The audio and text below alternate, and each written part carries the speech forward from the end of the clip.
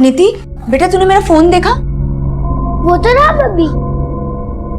नहीं वो नहीं, नया वाला। पता नहीं मैंने कहाँ रख दिया। अभी आप थोड़ी देर पहले बाहर से आई थी, कहीं भूल तो नहीं आई? मैं बाहर क्यों गई थी? विमला आंटी के यहाँ। मुझे तो कुछ याद ही नहीं आ रहा है। मम्मी तो ऐसा करते हैं, आपके इस पुराने वाले मोबाइल से आपके नए वाले मोबाइल पे फोन करते हैं। हाँ।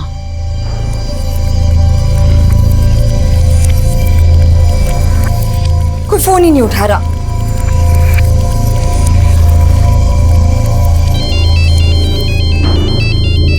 अरे ये तो मेरे मोबाइल से फोन आ रहा है। हेलो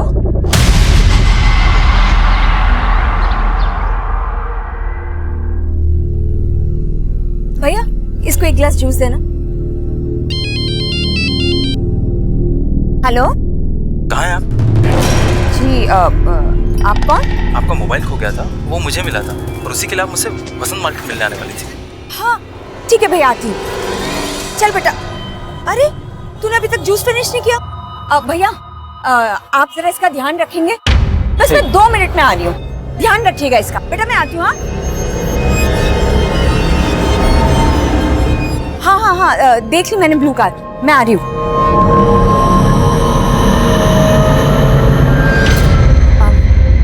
भैया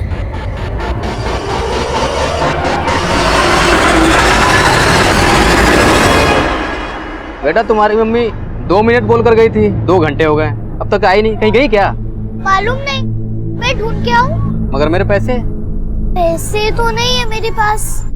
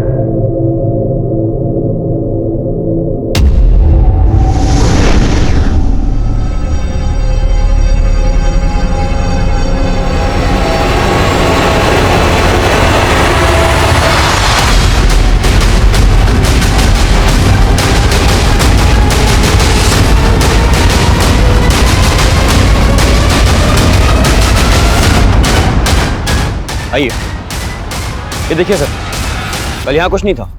मॉर्निंग में चेक किया तो लगा कोई क्राइम हुआ है, इसलिए आपको इन्फॉर्म किया सर।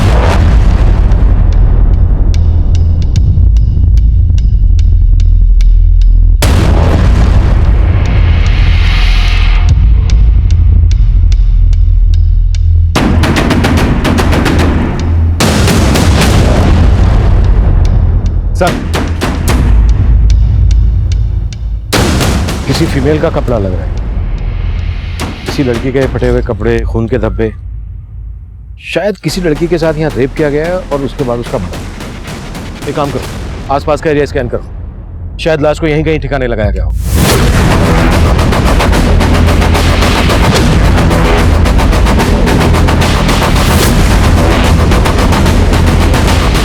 सर, फिलहाल इस लेडीज फुटवेयर और फटे हुए कपड़े के अलावा यहाँ पर कुछ नहीं मिला है। जंगल काफी बड़ा है, छानबीन जारी है। यहाँ से 10 किलोमीटर के रेडियस में कोई रिहायशी इलाका नहीं है। एक काम करो, आसपास के पुलिस स्टेशन से पता करो, शायद किसी पुलिस स्टेशन में किसी औरत की गुमशुदगी की रिपोर्ट फाइल हुई हो। नमस्कार, मैं senior inspector Abhimanyu Jindal, crime petrol Dastak में आप सभी का स्वागत करता हूं। आजकल अक्सर हम ऐसा महसूस करते हैं कि रिश्ते आपसी भरोसे से ज्यादा इस बात पर निर्भर करते हैं कि उस रिश्ते से रिश्ता रखने वाले को कितना और कैसा फायदा। स्वार्थ और लालच से चरमराते रिश्ते कई बार अपराध को दस्तक देते हैं। ये केस भी ऐसे ही रिश्तों के साइड इफेक्ट से जुड़ा था, जिसमें कई बड़े अपराधों की दस्तक थी। तब हमें एक सुनसान जगह पर कई ऐसे सबूत मिले जो किसी लड़की के साथ रेप और मर्डर का अंदेशा दे रहे थे, पर हमें कोई लाश नहीं मिली। तब हमें लग रहा था कि शायद हमारा अंदाजा गलत हो, लेकिन तभी एक और केस हमारे सामने आया।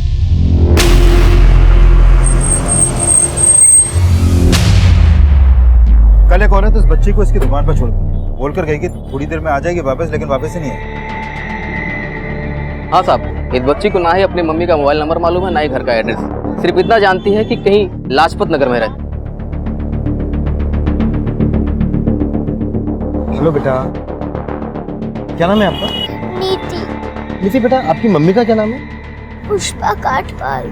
अच्छा अच्छा बेटा, आपकी मम्मी यहाँ से कहाँ गई आपको पता है?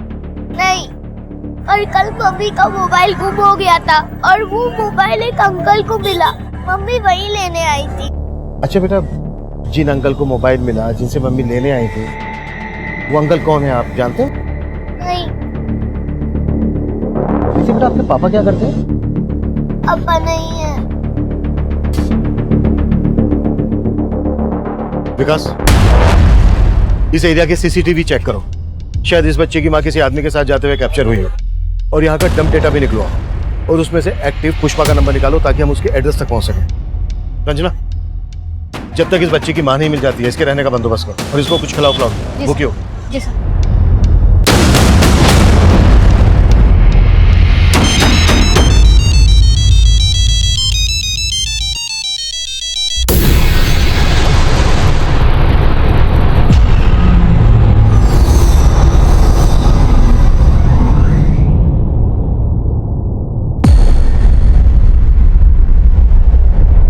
सर, नीति ने कंफर्म किया है कि यही पुष्पा कटपाल है, उसकी माँ। फिर उस मार्केट में इस आदमी के साथ एक सीसीटीवी में कैप्चर हुई थी। सर, नीति ने बोला था कि पुष्पा उस मार्केट में किसी आदमी से अपना मोबाइल लेने गई थी, तो हो सकता है आदमी वही हो। लेकिन पुष्पा इस तरह से अपनी बेटी को छोड़कर किसी आदमी के साथ क्यों जाएगी? चक्कर क्या है? सीसीटीवी के इस एंगल में गाड़ी का नंबर नहीं दिख रहा है। पुष्पा का पता लगाने के लिए इस नीली गाड़ी वाले की पहचान करना बहुत जरूरी है। जिस जंगल में खून के धब्बे देखे गए थे, वहां से 1 किलोमीटर दूर एक लड़की की लाश मिली। बेटा, तुम्हारी मम्मी 2 मिनट बोलकर गई थी, 2 घंटे हो गए, अब तक आई नहीं। किसी लड़की के फटे हुए कपड़े, खून के धब्बे, शायद किसी लड़की के साथ यहाँ रेप किया गया है और उसके बाद उसका मर्डर। सर, जिस जंगल में खून के धब्बे देखे गए थे, वहां से 1 किलोमीटर दूर एक लड़की की लाश मिली।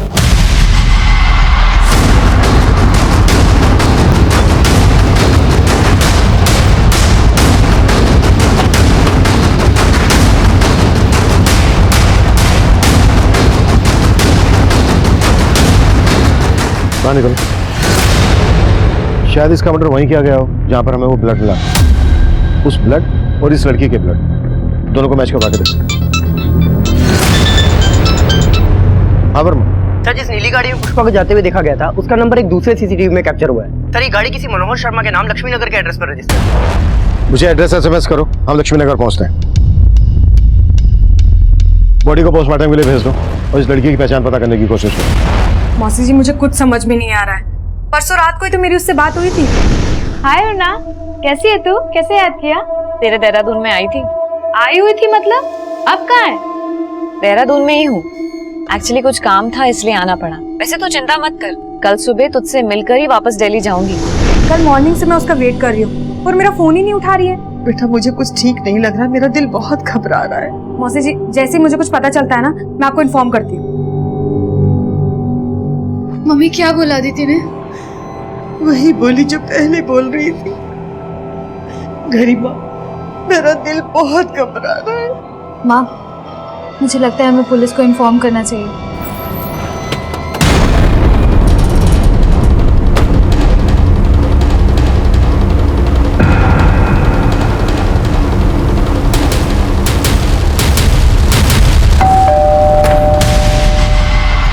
मनोहर शर्मा। जी सर, मैं मनोज शर्मा। पुष्पा कटपाल का है? कौन पुष्पा खटपाल सर? मैं किसी पुष्पा खटपाल को नहीं जानता। कल तू वसंत मार्केट से उसे अपनी गाड़ी में बिठा कर ले गया और अब हमसे पूछ रहा है कि कौन पुष्पा कटपाल? हाँ सर, याद आया। एक पुष्पा नाम की औरत का मोबाइल खो गया था सर। बस मुझे मिला और मैं वही लौटाने गया था। भैया, अरे ये आपको मोबाइल। Thank you. मुझे तो समझ ही नहीं आ रहा कि आपका थैंक्स कैसे कहूँ। अरे इसमें थैंक्स की क्या बात है? बाय द वे, कहाँ जा रही हैं आप? मैं ड्रॉप कर दूँ? एक्चुअली सर, मैं लाजपत नगर जा रहा था, तो मैंने उनसे पूछा तो उन्होंने बताया कि वो भी लाजपत नगर ही रहती हैं, तो मैंने सोचा ड्रॉप कर दूँ। पुष्पा वहाँ एक जूस स्टॉल पे अपनी बेटी को छोड़कर आई थी तेरे पास, और तू कह रहा है कि वो अपनी बेटी को छोड़कर तेरे साथ चली गई। छिपा क्या रहा है हमसे, वो बोल। सर मैं कुछ नहीं छुपा रहा। और सर अपनी बेटी के बारे में तो उसने मुझसे कोई बात भी नहीं की। पुष्पा को जहां तूने ड्रॉप किया वो जगह दिखा।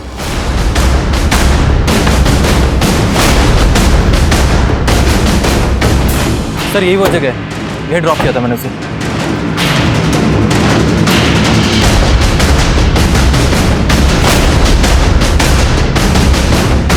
विकास, यहाँ आसपास कोई सीसीटीवी नहीं है। एक काम करो, नीति को इसका फोटो दिखाओ, शायद वो इसको जानती हो। पुष्पा के साथ इसका कोई इशू, इसे ऐसे हम क्लीन चिट नहीं दे सकते। इसके बारे में सब कुछ पता करो। सर, और वो डम डेटा निकाला।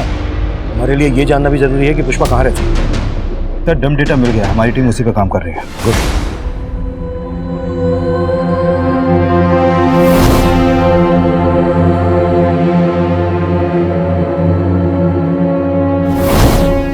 अरे नीति बेटा, आप रो मत। और आपने अपना खाना भी फिनिश नहीं किया। मुझे कुछ नहीं खाना। हाँ लेकिन क्यों नहीं खाना नीति बेटा को? खाना तो पड़ेगा, क्योंकि नीति बेटा की मम्मी वापस आने वाली हैं। सच? बिल्कुल सच। और उन्होंने आपके लिए चॉकलेट भी भेजी है। लेकिन नीति बेटा, हमें एक बात पता चली है, आपकी मम्मी को एक अंकल के साथ देखा गया है। कौन अंकल? ये मनोहर अंकल। आप इन्हें जानती हैं, देखा है कभी इन्हें? नहीं। अच्छा नीति बेटा, एक बात बताओ, कोई ऐसा है जो आपको और आपकी मम्मी को पसंद नहीं करता है, झगड़ा करता रहता है आपसे? हाँ अंकल, कुछ दिन पहले एक अंकल आए थे हमारे घर पे। वो अंकल मम्मी पे बहुत चिल्ला रहे थे, फिर मम्मी ने उन्हें बाहर भेज दिया। कौन थे वो अंकल? मालूम नहीं। अच्छा, क्या कह रहे थे वो आपकी मम्मी से? मालूम नहीं, लेकिन मम्मी उनसे बहुत गुस्सा थी। सर बहुत ही ब्रूटल डेथ केस है। मुझे ऐसा लगता है कि मर्डर के पहले इसके साथ गैंग रेप हुआ है। कॉज ऑफ डेथ क्या है डॉक्टर? बॉडी में काफ़ी एक्सटर्नल इंजरीज हैं, साथ ही इसका प्राइवेट पार्ट बहुत ही बुरी तरीके से इन्फेक्टेड है। हालांकि बाकी की डिटेल्स हमें पोस्टमार्टम रिपोर्ट आने के बाद ही पता चलेंगी। डॉक्टर, जंगल से जो हमें ब्लड ट्रेसेस मिले थे, क्या उसी लड़की के? नहीं सर, वो हमने चेक किया, पर वो इन ब्लड सैंपल के साथ लड़की के ब्लड सैंपल मैच नहीं कर रहे हैं। अगर वो ब्लड इस लड़की का नहीं था तो फिर किसका था?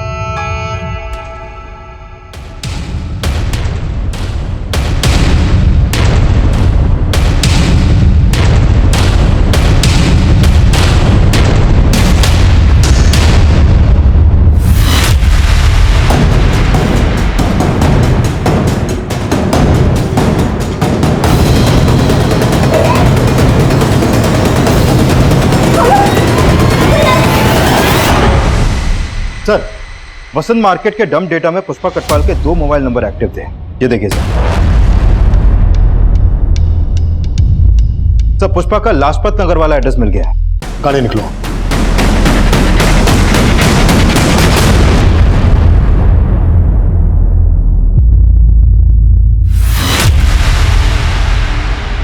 सर, पुष्पा और उसकी बेटी नीति यही घर पे रहती है और पिछले 2 दिन से उसके घर में ताला लगा हुआ है। दरअसल नीति परसों हमें वसंत मार्केट में मिली। पुष्पा जिस जूस की दुकान पर उसे छोड़कर गई थी, वहां लौटकर वापस नहीं आई। हे भगवान, वो फिर से नीति को भूल गई।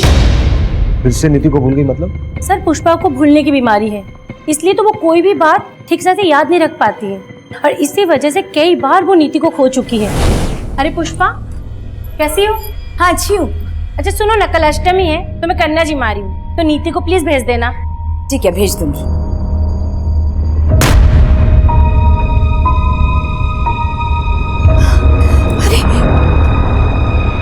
नीति तुम्हारे साथ मार्केट गई थी?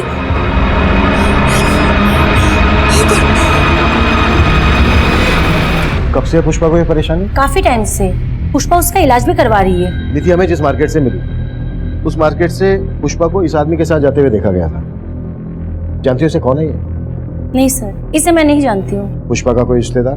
सर, पुष्पा विधवा है, तो उसके फैमिली में ना ससुराल में ना मायके में कोई भी नहीं है। वो बेचारी तो इंश्योरेंस की पॉलिसी दे के अपनी बच्ची को पाल रही है। नीति ने हमें बताया था कि पुष्पा का किसी आदमी के साथ झगड़ा हुआ।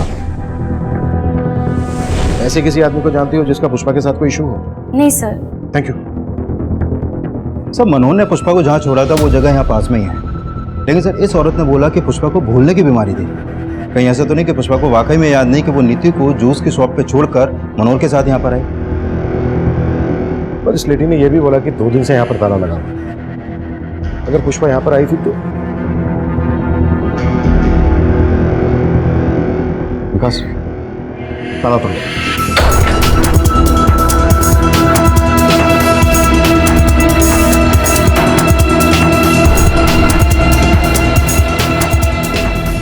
सर, यहाँ तो कुछ भी सस्पिशियस नहीं हुआ।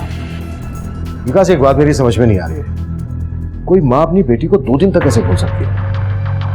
आई फील पुष्पा किसी मुश्किल में है। एक काम करो, पुष्पा के कॉल रिकॉर्ड्स स्टडी करो, शायद हमें उस आदमी के बारे में कोई क्लू मिल जाए जिसके बारे में नीति ने हमें बताया। सर, क्यों लाए हो मुझे यहाँ पे? क्यों लाए हो मुझे यहाँ पे? क्यों लाए हो मुझे यहाँ पे?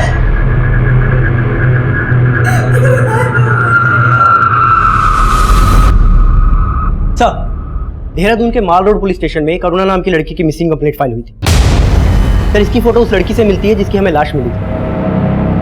पुलिस कंप्लेंट किसने की थी?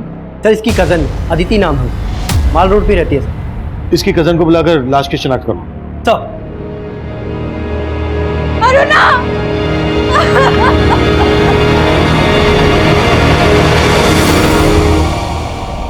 सर, अरुणा दिल्ली में रहती थी। 2 दिन पहले 7 अगस्त को किसी काम से वो यहाँ देहरादून आई थी। उसने मुझे कॉल करके बोला भी था कि मुझसे मिलने आएगी, पर वो घर आई ही नहीं।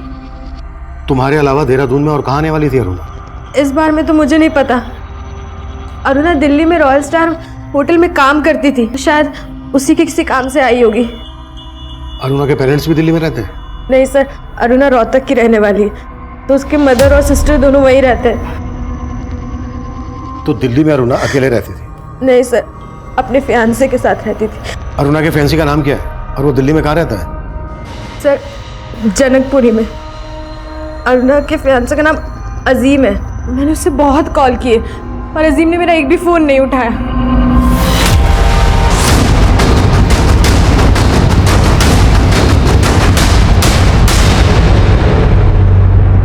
अजीम। Yes sir. हमें तुम्हारी फैंसी अरुणा की लाश मिली थी देहरादून। अरुणा की लाश? हाँ। अरुणा का सिर्फ मर्डर ही नहीं हुआ, उसका गैंग रेप भी हुआ। अरुणा की कजन अदिति 2 दिन से तुम्हें कॉल कर रही है, तुम उसका फोन क्यों नहीं पिक कर रहे हो? सर, मैं काफ़ी समय से अरुणा का कॉल अवॉइड कर रहा था। मुझे लगा कि अरुणा ने अदिति के नंबर से कॉल किया, इसीलिए मैंने फ़ोन पिक नहीं किया सर। ऐसा क्या हुआ था तुम दोनों के बीच कि तुम उसका कॉल अवॉइड कर रहे थे? तो 6 महीने पहले मैं और अरुणा एक डिस्क में मिले, हम लोगों में बातचीत होने लगी और धीरे धीरे बहुत स्मार्टली तरीके से अरुणा ने मेरी ज़िंदगी में जगह बनाने की कोशिश की। फिर हम साथ रहने लगे और धीरे धीरे एक दूसरे के करीब आ गए। और फिर एक दिन। हाँ जी, अरुणा का। आप कौन? अरे हट सामने से। अरुणा, तू मुझे छोड़कर इसके साथ यहाँ मुंह मार रही है? अभी आइए, तू हट जा। ठीक अरुणा, मुझे 2 मिनट का टाइम दे रहा हूँ, अपना सामान पैक करो, मेरे साथ चल। अजीम, मैं सच में तुम्हें सब सच बताने वाली थी पहले, लेकिन मैं बस जा सकती हूँ। सर, अरुणा उसी दिन यहाँ से चली गई और उसके बाद मैं उससे कभी नहीं मिला। वो आदमी कौन था? क्या वो वाकई में उसका पति था? पता नहीं सर, न इससे पहले कभी उसे देखा था, न उसके बाद कभी उसे देखा। विकास, अरुणा की कजन बोल रही है कि अजीम उसका मंगेतर था और अजीम बोल रहा है कि अरुणा शादीशुदा थी। इस अरुणा की लाइफ में कई एंगल निकलने वाले हैं। लेकिन सर, ताज्जुब की बात तो यह है कि अरुणा जिस रॉयल स्टार होटल में काम करती थी, वहां से उसने 1 महीने पहले ही जॉब छोड़ दी थी। सर, अरुणा हमारे होटल में जॉब करती थी, लेकिन 1 महीना पहले ही उसने जॉब छोड़ दी है। लेकिन उसकी कजिन ने तो बताया था कि वो किसी काम के सिलसिले में देहरादून गई थी। हम क्यों भेजेंगे अपने एम्प्लॉय को बाहर? हो सकता है अरुणा ने कहीं और ज्वाइन किया हो और उनके ही काम से देहरादून गई हो। लेकिन उसने कहाँ ज्वाइन किया इसका पता नहीं चल पाया सर। एक काम करते हैं, रोहतक चलते हैं, अरुणा की मदर से बात करते हैं। रोहतक चलने की तैयारी करो। चल। सर, मैंने पुष्पा के कॉल रिकॉर्ड चेक किए। सर, उसका फोन उस शाम लाजपत नगर में बंद हुआ था जिस दिन उसने अपनी बेटी को जूस की शॉप पे छोड़ा था। सर, उसके फोन से किसी कैलाश महावत नाम के आदमी से लगातार बात होती रहती थी। ये देखिए सर, उसका लास्ट कॉल भी इसी को था सर। क्या ये वही आदमी है जिसके बारे में हमें नीति ने बताया था? नहीं सर, ये वो आदमी नहीं है। मैंने नीति को इसका फोटो दिखाया था। और सर, मनोहर के बारे में भी कुछ खास पता नहीं चला। मनोहर पर नजर रखो, और पुष्पा को आखिरी कॉल कैलाश ने किया था, कहाँ रहता है ये? सर इसकी लाजपत नगर में टूर्स एंड ट्रेवल्स की शॉप है।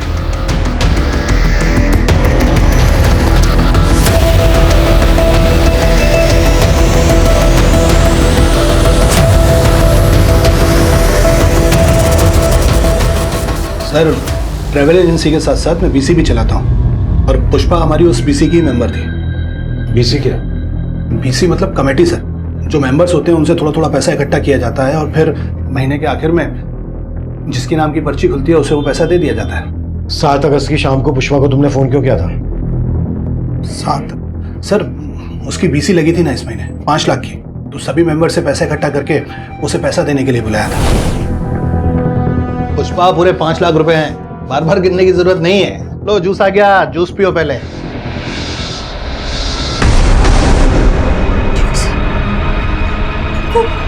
नीति को तो मैं जूसर की शॉप पे बुलाई। जैसे याद आया तो यहाँ से पैसे लेके तुरंत निकल गई थी। दिगर वो तो वहां पहुंची नहीं थी। कुछ छुपा तो नहीं रहे हो ना हमसे? नहीं सर, मैं छुपाऊंगा क्यों? जो हुआ था वही आपको बताया। जैसा कि कैलाश कह रहा है कि पुष्पा यहाँ से 5 लाख रुपए लेकर निकली थी, कहीं ऐसा तो नहीं है कि पुष्पा के गायब होने की वजह इन 5 लाख रुपए से जुड़ी है? सर मैं एक काम करता हूँ, इस दुकान से लेकर उस जूस शॉप तक के रास्ते में जितने भी सीसीटीवी हैं सबको स्कैन करवाता हूँ, शायद वहां से कोई लीड मिले। और कैलाश के बारे में भी पता करो, हो सकता है मनोहर और कैलाश का कोई कनेक्शन हो। पुष्पा के कॉल रिकॉर्ड्स में मौजूद हर नंबर की प्रोफाइलिंग करो, शायद वहां से हमें वो नंबर मिल जाए जो उस आदमी से कनेक्टेड हो जिसके बारे में नीति ने हमें बताया। सर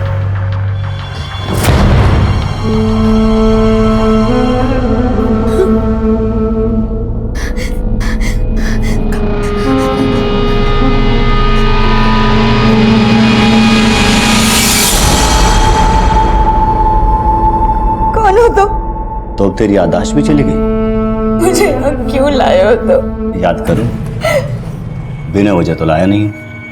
मुझे जाने दो, मेरी बेटी मेरा इंतजार कर रही होगी। जाने दूंगा, लेकिन उसके लिए पैसा लगेगा। मेरे पास कोई पैसा?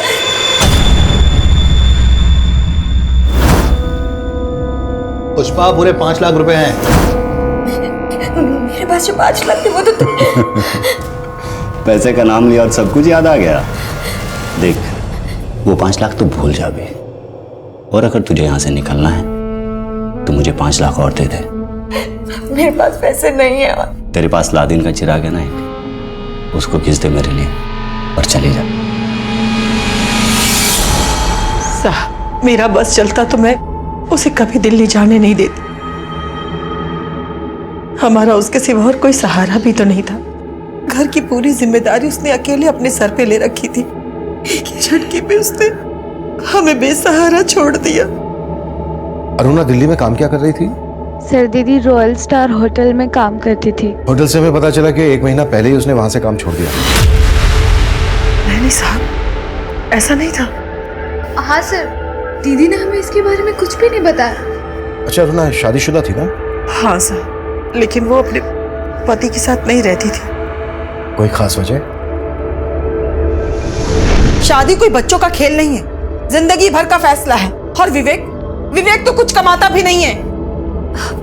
माँ जल्दी विवेक की जॉब लगने वाली है, और मैंने भी होटल मैनेजमेंट किया है ना, तो शादी के बाद मैं भी काम करूंगी ना। जैसे ही अरुणा ने विवेक से शादी की, उसे समझ आ गया कि ना तो विवेक उसके लायक है और ना ही उसके घर वाले। जब वो पेट से हुई तो अरुणा दीदी, क्या विवेक जी ने ये सब किया? क्या हुआ मेरी बच्ची? सर उसके बाद दीदी डिप्रेशन में चली गई और उसकी वजह से दीदी का मिसकैरेज हो गया। और ये सब करने के बाद भी उसे तसल्ली नहीं मिली तो बार बार वो यहाँ आके उसे ले जाने की कोशिश करता रहा। अरे छोड़ मैं कह रही हूं, छोड़ मेरी बच्ची, छोड़। जब जी चाहा छोड़ दिया, जब जी चाहा लेने चले आए। देख लूंगा तुम सबको, छोड़ूंगा नहीं। सर मुझे तो विवेक जीजू पे ही शक है। अदिति ने हमें बताया कि दिल्ली में अरुणा किसी अजीम नाम के लड़के से शादी करने वाली थी। अजीम? आप अजीम को नहीं जानते?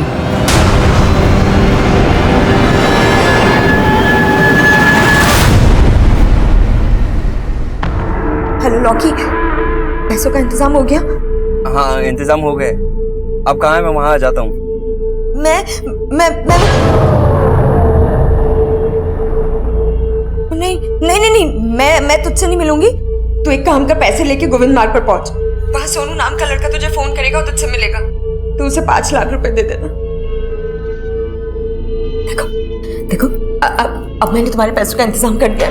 प्लीज मुझे जाने दो, मेरी बेटी मेरा इंतजार कर रही होगी। पहले पैसा मिलने दे, फिर तुझे छोड़ने के बारे में सोचूंगा।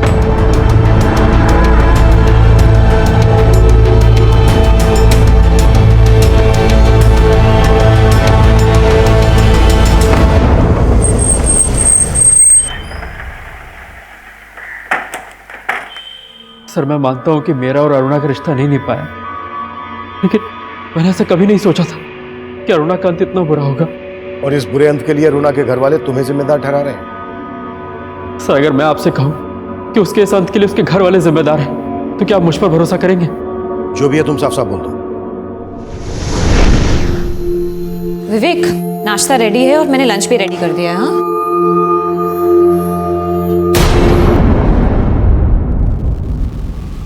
ये क्या कर रहे हो? एक बार मुझसे पूछ तो लेते मेरा ही डेबिट कार्ड यूज करने से पहले। अभी लैंडलॉर्ड को मैंने रेंट का चेक दिया है, अगर बैलेंस कम हो गया और चेक बाउंस हो गया तो? बाउंस कैसे हो जाएगा? अभी 2 दिन पहले तो हमारे अकाउंट में सैलरी आई है, पैसे कहाँ चले गए? कुछ काम था उसमें खर्च हो गए। किसमें खर्च हो गए? विवेक, जरूरी नहीं है कि मैं हर काम तुमसे पूछ के करूँ। हाँ, तो बताने में प्रॉब्लम क्या है? तुम अच्छे से जानते हो कि मैं प्रेग्नेंट हूँ, जॉब कर रही हूँ, उस घर का रेंट दे रही हूँ, खर्चा चला रही हूँ यहाँ का, और तुम अभी कुछ महीने बाद में हॉस्पिटलाइज हो जाओगी, तब क्या करोगे तुम? इसलिए बेहतर होगा कि अपना लेक्चर बंद करके ना तुम बाहर जाओ, कुछ काम ढूंढो और काम करो। सर अरुणा का घर छोड़ के जाना एक बहाना था, और उसने अपने मिसकैरेज के लिए भी मुझे ही जिम्मेदार ठहराया। तो सच तो ये कि उसे बच्चा चाहिए ही नहीं था। मतलब तेरे पास कई वजह थी अरुणा पर गुस्सा निकालने के लिए, और जैसे ही तुझे पता चला कि वो तुझे छोड़कर अजीम से शादी करने वाली है, तेरा खून खोल उठाया और तूने। नहीं नहीं नहीं सर, मैंने ऐसा कुछ नहीं किया है। कुछ नहीं किया है तो 1 महीना पहले अजीम के घर से कहाँ लेकर गया था तू अरुणा को? सर मैं गया था उसे लेने, लेकिन वो मेरे साथ आने के लिए तैयार नहीं हुई। सर के बाद मैं अरुणा से कभी नहीं मिला।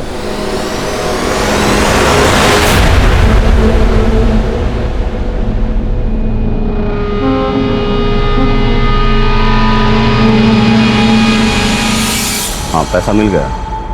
अच्छा पुष्पा का क्या करना है?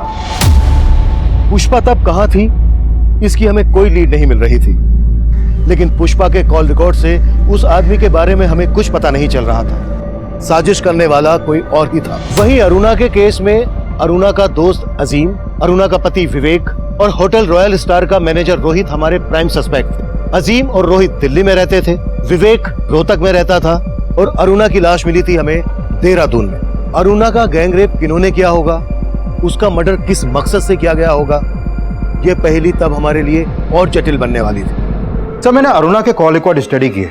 उसका फोन 8 अगस्त की दोपहर तक उसी जंगल में एक्टिव था जहां से उसकी लाश मिली। लेकिन सर पोस्टमार्टम रिपोर्ट के हिसाब से तो उसकी मौत 8 अगस्त की सुबह 4 बजे के आसपास ही हो गई थी। हो सकता है उसका मर्डर करने के बाद उसका मोबाइल फोन वहीं पर डंप कर दिया गया हो। लेकिन सर इस पोस्टमार्टम रिपोर्ट में यह भी सामने आया है कि अरुणा का गैंगरेप उसकी मौत से करीब 6 से 7 घंटे पहले हुआ था, और उसकी मौत उसके सर पे लगी चोट से ज्यादा खून बहने की वजह से हुई थी। जंगल में जो हमें ब्लड स्पॉट मिले हैं वो अरुणा के ब्लड से मैच नहीं करते। इससे ये तो साफ है कि अरुणा का मर्डर हुआ नहीं हुआ, कहीं और हुआ होगा। अरुणा की बॉडी को बोरे में भरकर डंप किया गया। इसके लिए हमें यह जानना जरूरी है कि 7 अगस्त को अरुणा दिल्ली से देहरादून क्यों आई होगी। सर अरुणा के कॉल रिकॉर्ड में अदिति के अलावा देहरादून का और कोई नंबर नहीं मिला है। अगर अरुणा बस, ट्रेन या फ्लाइट से दिल्ली से देहरादून आई है तो कोई ना कोई लीड मिल जाएगी। विकास, 6 और 7 अगस्त का फ्लाइट, बस, ट्रेन रिजर्वेशन चेक करो। हो सकता है अरुणा किसी के साथ दिल्ली से देहरादून आई हो। और अदिति के बारे में भी बता, उसने ना तो हमें विवेक के बारे में बताया और अजीम को वो अरुणा का मंगेतर बता रही है, जबकि अरुणा की मां अजीम के बारे में कुछ जानती ही नहीं। पुष्पा का कुछ पता चला? सर मैंने मनोहर और कैलाश दोनों को अच्छे से खंगाला, लेकिन कुछ नहीं मिला सर।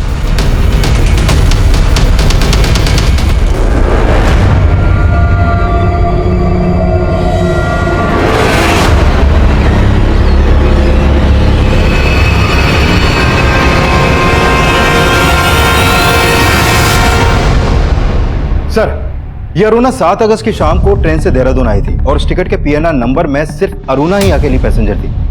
लेकिन सर उसने ये टिकट दिल्ली के वनराज टूर्स एंड ट्रेवल्स से करवाया था और उस टूर्स एंड ट्रेवल्स का मालिक ये संदेश नाम का लड़का है। सर इस अरुणा की संदेश से ही फोन पर काफी बातें होती थी। सर अरुणा अक्सर मुझसे टिकट बनवाया करती थी, इसलिए हमारी फोन पर बात हो जाती थी। ऐसे कितने टिकट करवाती थी जो इतने फोन करती थी? छुपा तो नहीं रहा ना उनसे? नहीं सर, लेकिन हाँ सर, वो अक्सर दिल्ली से बाहर जाते रहती थी। सर संदेश का कहना सही है। मैंने चेक किया, ये अरुणा मोस्टली हर वीकेंड पे इंडिया के अलग अलग स्टेट में ट्रेन और फ्लाइट से ट्रेवल करती थी। हाँ वर्मा सर, प्रगति रोड के पास वाले जंगल में पुष्पा की लाश मिली। नीति की मां पुष्पा कटवाल का मर्डर हो गया था और तब हम उसके कातिलों से पूरी तरह बेखबर थे।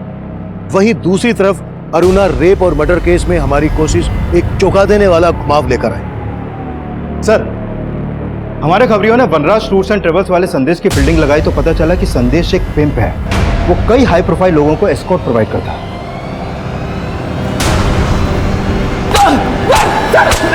सर मैं मानता हूँ कि मेरा धंधा गलत है, लेकिन अरुणा के मर्डर से मेरा कोई लेना नहीं है। अरुणा को देहरादून क्यों भेजा था ये बोल। क्योंकि वो मेरे लिए काम करती थी, वो भी एक एस्कॉर्ट थी। अरुणा एक प्रोस्टिट्यूट थी? हाँ सर, वो सिर्फ नाम के लिए रॉयल स्टार होटल में काम करती थी और उस होटल का जो मैनेजर है रोहित, वो भी मेरे धंधे में इन्वॉल्व है। सर अरुणा अपने क्लाइंट के साथ मेरे होटल आया करती थी, उसे वो क्लाइंट संदेश ही दिलवाता था। इसके अलावा मेरा कुछ लेना देना नहीं है सर। अरुणा कब से काम कर रही थी तेरे लिए? करीब 1 साल से। वो रोहतक से मेरे पास जॉब मांगने के लिए आई थी। देख अरुणा, अगर तू चाहे तो लाख रुपए महीना कमा सकती। पर कैसे? सर मैंने उसे एस्कॉर्ट बनने का ऑफर दिया था। पहले तो वो चली गई, लेकिन फिर कुछ दिन बाद वापस लौट के आई। देखो अरुणा, शुरू में ना थोड़ी हिचक होती है, पर तुम टेंशन मत लो। हाँ, बस तुम्हें ना थोड़ा अपना मेकओवर करना पड़ेगा। कि मैं उसे दिल्ली के बाहर अपने क्लाइंट्स के पास भेजने लगा। 7 अगस्त को देहरादून तूने अपने किस क्लाइंट के पास भेजा था अरुणा को? सर वो क्लाइंट मेरा नहीं, देहरादून के मेरे एक आदमी का था। तेरे किस आदमी का? कैलाश महावत।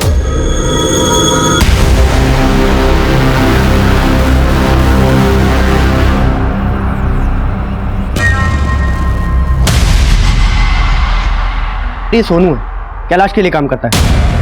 और सर ये वही आदमी है जिसके बारे में नीति ने हमें बताया था, जिसका पुष्पा से झगड़ा हुआ था। What? पुष्पा के मर्डर का कनेक्शन भी इस कैलाश से जुड़ा है?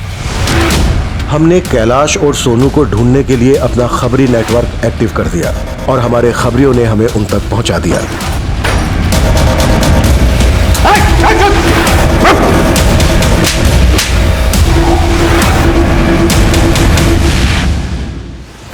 सर अरुणा के मर्डर में मेरा कोई हाथ नहीं है सर।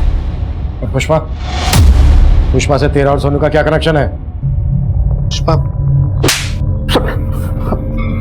पुष्पा भी मेरे लिए काम करती थी सर।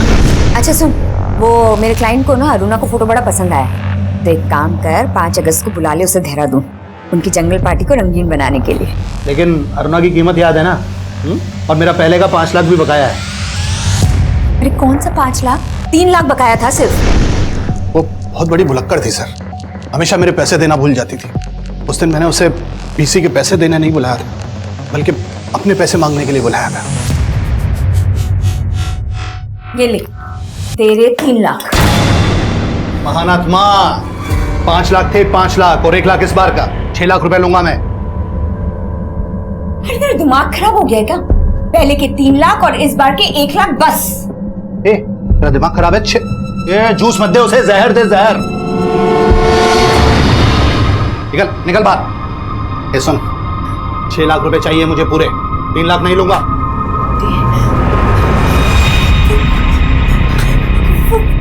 वो नीति को तो मैं जूस शॉप पे बुलाई। एक मिनट, ये होशियारी किसी और को बताना समझी? 6 लाख लिए बिना जाने नहीं दूंगा यहाँ से। उस दिन वो गलती से गिरी और बेहोश हो गई। मैंने उसकी मरहम पट्टी कराई थी सर, और उसके बाद उसे गुलमोहर पार्क वाले घर में बंद कर दिया। फिर पता चला सर कि आपने उसकी बेटी को ढूंढ लिया है पर मैं उसे छोड़ नहीं सकता था सर। मुझे मेरे पैसे वसूलने थे सर। पुष्पा ने भी मेरे कहने पर लॉकी को ब्लैकमेल किया और उससे 5 लाख रुपए मंगवाए।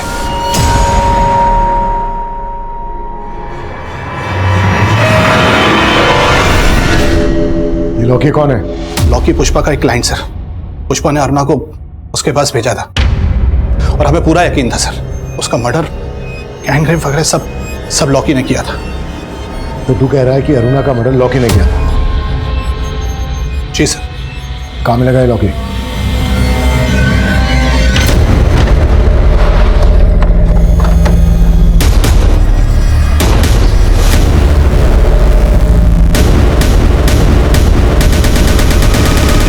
सर लॉकी का घर भी बंद है और फोन भी है।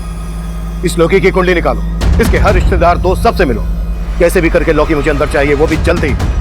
सर आपका अंदाजा सही हो सकता है कि अरुणा की माँ को उसके प्रोस्टिट्यूशन के काम के बारे में मालूम था, क्योंकि सर 3 महीने पहले तक अरुणा का रोहतक वाला घर गिरवी था और अरुणा ने 10 लाख रुपए देकर वो घर छुड़वाया था।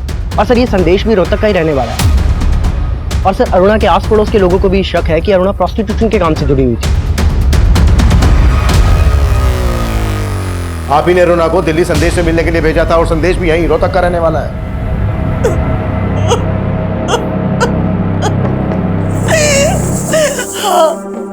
हाँ मैं अरुणा की कसूरवार हूँ।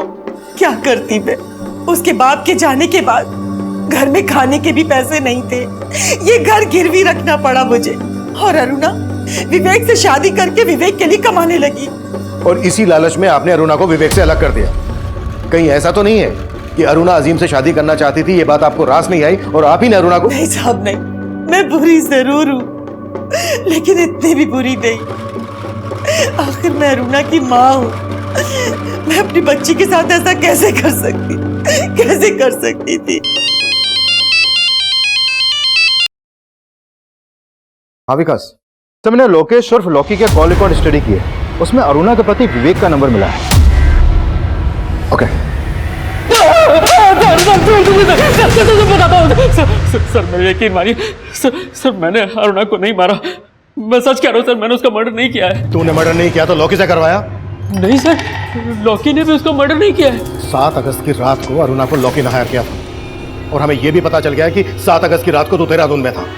सर ये सच है कि उस दिन मैं देहरादून गया था, क्योंकि मुझे छोड़ने के बाद सर अरुणा और उसकी दोनों पैसे के लालच में अंधे हो गए थे।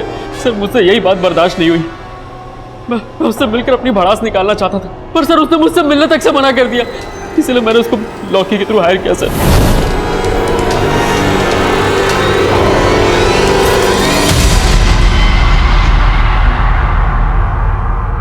क्यों चौंक गई? पर मुझे तो छोड़ चुकी है तू, मेरी बीवी तो रही नहीं, प्रोस्टिट्यूट है ना, और आज हम सब तेरे कस्टमर्स।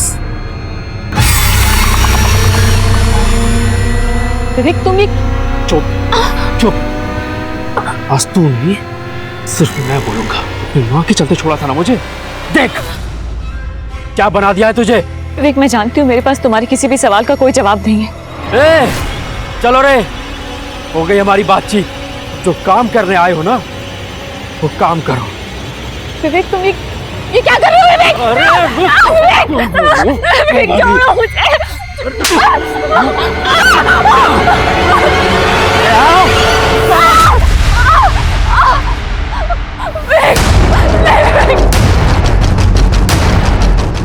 और सर अरुणा ने मेरे फ्रेंड को इंजर्ड कर दिया था। सर मैं सच कह रहा हूँ सर मैंने अरुणा को नहीं मारा है। तू ऐसे नहीं बोलेगा ना? बोल, लॉकी और बाकी के दोस्त कहाँ हैं तेरे?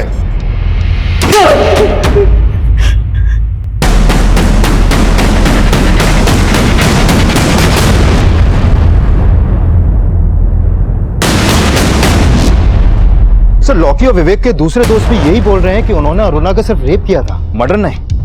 पोस्टमार्टम रिपोर्ट से भी यही सामने आया है कि अरुणा का मर्डर उसके गैंग रेप से लगभग 6-7 घंटे के बाद हुआ। अगर उन्होंने ही मर्डर किया है तो इतनी देर तक रुके क्यों? हो सकता है विवेक सही बोल रहा हो, उन्होंने वास्तव में अरुणा को जंगल में छोड़ दिया हो। एक काम करो, फिर से पूछताछ करो। सर उस रात इस लड़की को देखा था मैंने ऑटो स्टैंड के पास, काफी बुरे हालत में थी।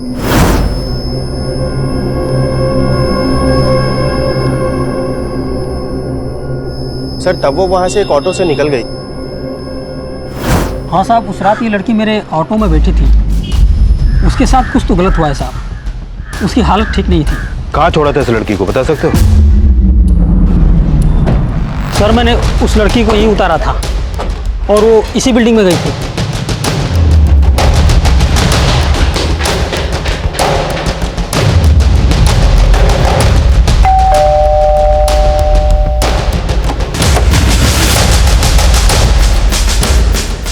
सर मैं मानती हूँ अरुणा यहाँ आई थी, पर मैंने उसे नहीं मारा।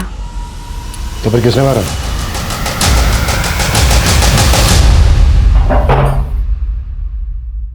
हो जाओ शुरू।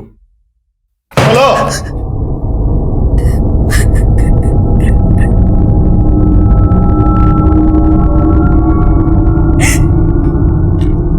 सर मुझे अरुणा दीदी से नफरत हो गई थी। सबको लगता था कि जैसे वो ये सब काम करती, मैं भी। सब मुझे गंदी नजरों से देखते थे।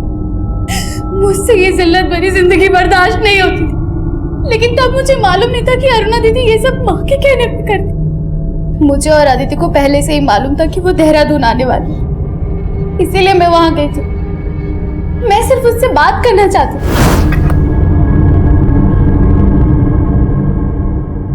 अरुणा,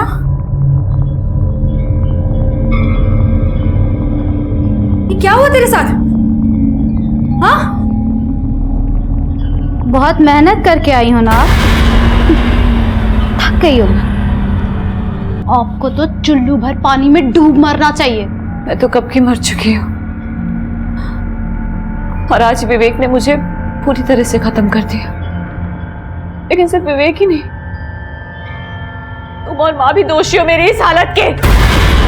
मेरा और माँ का नाम मत लो, ये सब तुम अपने शौक से करती हो। तो मार दो मुझे, हाँ? जो विवेक नहीं कर पाया तुम लोग कर दो। तू विवेक से मिलकर आ रही है? हाँ, लेकिन पति बन के नहीं, ग्राहक बन के मिला था वो मुझसे आज। लेकिन वो सही कह रहा था, मेरी इस हालत के लिए माँ जिम्मेदार है, समझी? इतना गिर गई कि अब माँ का दोष नहीं लगा।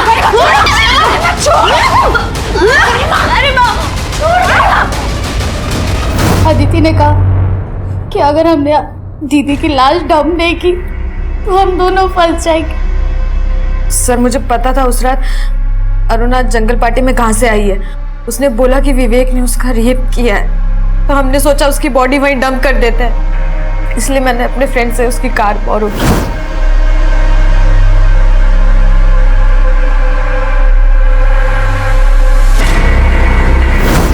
सर माना मैंने अरुणा दीदी को मारा, लेकिन उनका दम घुटने वाली माँ ही थी।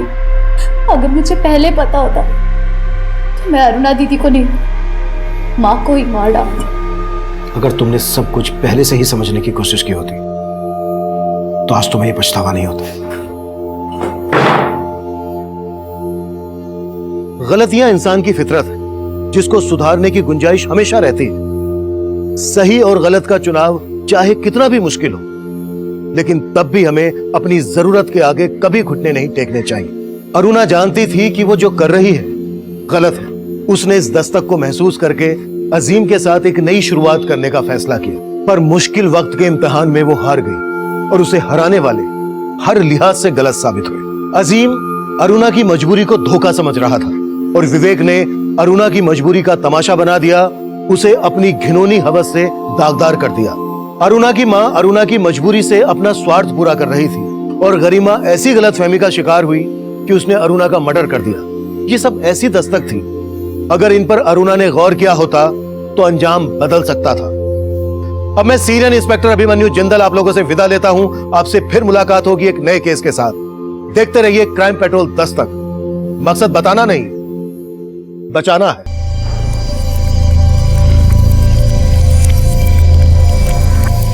कोई फोन ही नहीं उठा रहा।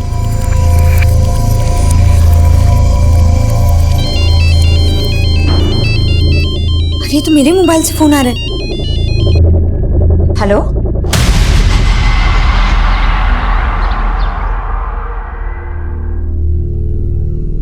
भैया इस इसको एक गिलास जूस देना।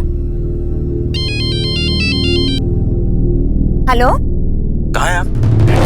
जी आप कौन? आपका मोबाइल खो गया था, वो मुझे मिला था और उसी के लिए आप मुझसे वसंत मार्केट मिलने आने वाली थी। हाँ ठीक है भैया, आती हूँ। चल बेटा। अरे तूने अभी तक जूस फिनिश नहीं किया। भैया आप जरा इसका ध्यान रखेंगे? बस मैं 2 मिनट में आ रही हूँ, ध्यान रखिएगा इसका। बेटा मैं आती हूँ। हाँ, देख ली मैंने ब्लू कार, मैं आ रही हूँ।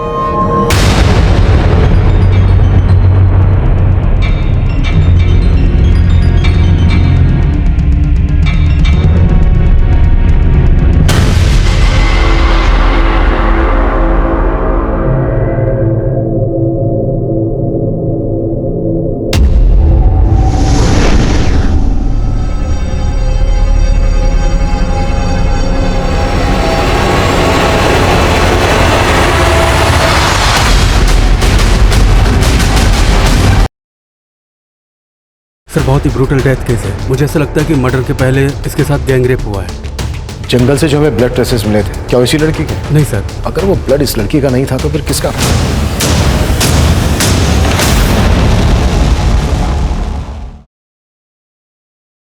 बेटा तुम्हारी मम्मी 2 मिनट बोल कर गई थी, 2 घंटे हो गए अब तक आई नहीं। किसी लड़की के फटे हुए कपड़े, खून के धब्बे, शायद किसी लड़की के साथ यहाँ रेप किया गया है और उसके बाद उसका मर्डर। सर, जिस जंगल में खून के धब्बे देखे गए थे, वहाँ से 1 किलोमीटर दूर एक लड़की की लाश मिली।